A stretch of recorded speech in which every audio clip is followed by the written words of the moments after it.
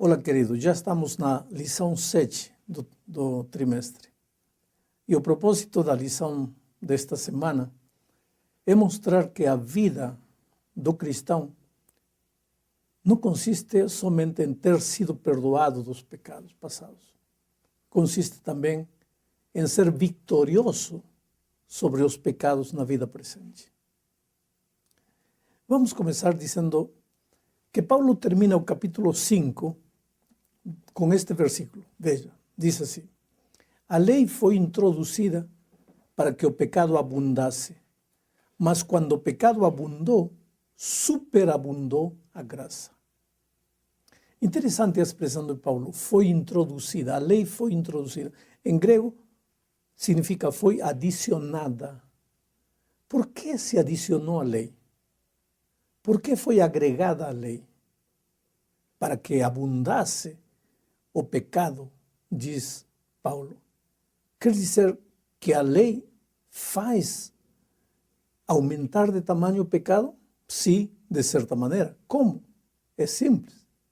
Ele te faz olhar o pecado como em realidade o pecado é. A lei. A lei mostra a verdadeira natureza do pecado e da transgressão. Pense, por exemplo, numa lupa e troque a palavra abundar por aumentar. Mas quando o pecado aumentou, a graça aumentou muito mais. Quer dizer, quando você olha através da lente da lei, o pecado se vê na sua verdadeira natureza e malignidade. A lei aumenta a realidade do pecado para que nós não duvidemos da sua malignidade. Mas, ao fazer isto, o pecado aumenta a graça, porque a graça de Deus brilha mais intensamente quando o fundo negro do pecado está lá. Por que Deus permitiu que o pecado entrasse no universo? Por quê? Por uma razão. Entre outras, claro. E essa razão é que para que os homens conheçam melhor a graça maravilhosa de Cristo. Agora, para um pouquinho. Não quer dizer que Deus fez entrar o pecado para mostrar sua graça. Não. Mas já que o pecado entrou, Deus tomou essa circunstância para mostrar sua verdadeira e maravilhosa graça. Onde o pecado abundou, sua graça sobreabundou. Onde o pecado cresceu, sua graça transbordou completamente. Isto é, pela graça maravilhosa de Jesus Cristo, não existe pecado que não possa ser perdoado. Lembra o que Jesus disse quando esteve nesta terra? Todo pecado será perdoado ao ser humano. Todo. Não é uma boa notícia. O querido Evangelho é justamente isso. A boa notícia. A boa notícia é que onde o pecado abundou, a graça superabundou. Por isso te digo uma coisa. Você não pode viver atormentado pelos erros de sua vida passada. Teria sido bom que você nunca tivesse caído. Teria sido bom que você nunca tivesse andado no caminho negro do pecado.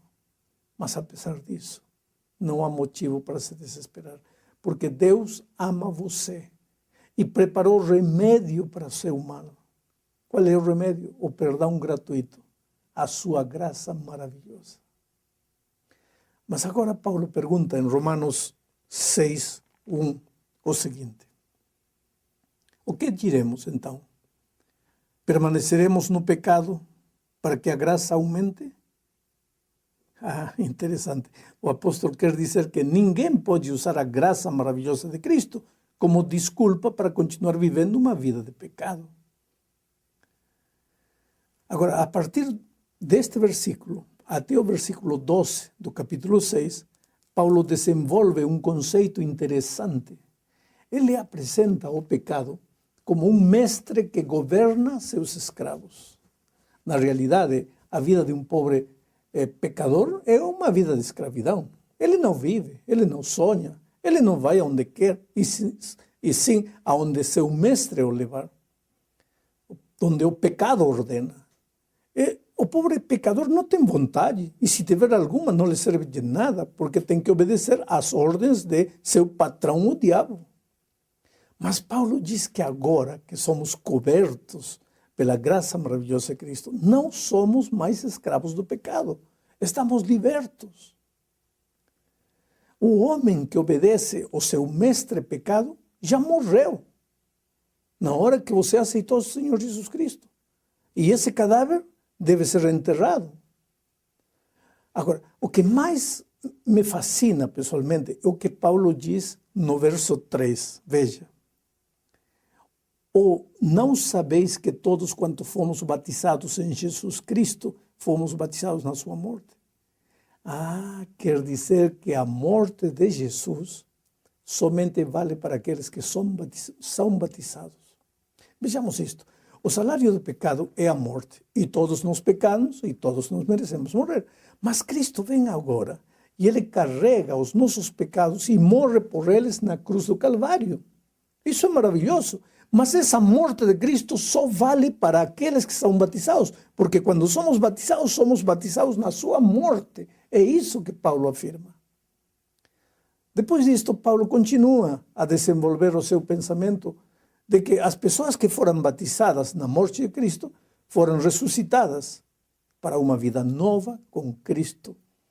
Assim como Cristo ressuscitou, o pecador que tem sido perdoado tem que ressuscitar para uma vida de vitória, para uma vida nova. Esse novo homem ressuscitado não é mais escravo de Satanás, porque o escravo já morreu, já foi sepultado. A nova criatura está livre, está fora do poder do pecado. Mas isso não significa que o novo cristão não vai enfrentar novas lutas. As lutas, querido, vão acompanhá-lo até o dia da volta de Cristo. Mas isso significa que o diabo já não tem mais poder para exigir nada de você. Olha, o diabo quer demandar alguma coisa que demande obediência do velho homem que está morto e enterrado, mas não do novo homem que é você, libertado pelo poder maravilhoso de Jesus. Isto nos leva ao segundo ponto da lição. O versículo 12 diz o seguinte: não reine, portanto, o pecado em vosso corpo mortal, para lhe obedecerdes em suas concupiscências. Não reine, entendeu? Enquanto você não conhecia Jesus, o pecado te dominava, controlava a tua vida por completo. Mas ao ser justificado, já dissemos várias vezes, Deus olha para você como se você fosse o próprio Senhor Jesus Cristo. Porque a justiça de Jesus foi transferida para você. A pureza, a santidade de Jesus também. Portanto, que comunhão pode existir entre a luz e as trevas? Entre a justiça e a injustiça? Você está livre. Você é a própria justiça de Jesus. Isso é o que Paulo diz em 2 Coríntios, capítulo 5, versículo 21. Diz assim: aquele que não conheceu pecado, Deus o fez pecado por nós, para que nele fôssemos feitos justiça de Deus. Você viu? Não somos mais pecadores. Fomos feitos justiça de Deus. Mas o que realmente importa é a expressão nele. Em quem? Em Cristo Jesus. Só em Cristo Jesus somos feitos justiça de Deus. Então agora eu te pergunto, por que não pode reinar mais o pecado sobre você? Porque você é a própria justiça de Deus. E por quê? Porque você está em Jesus. E o que significa estar em Jesus? Manter comunhão, companheirismo diário, permanente com Jesus, que é a própria justiça de Deus. Ele é justo, somente nele. No momento em que você se afastar dele, já não é mais justo. Só nele pode ser justo.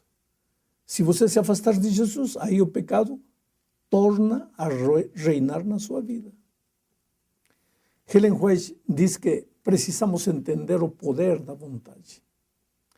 A vontade não pode apenas se concentrar em não cair no pecado, e sim em não cortar a comunhão com Jesus. Esse é o segredo da vida vitoriosa. Somente quando você estiver em Jesus, a sua força de vontade será uma força de vontade santificada. E então você estará em condições plenas de vencer o pecado. Agora vejamos o que diz Romanos capítulo 6, versículo 14.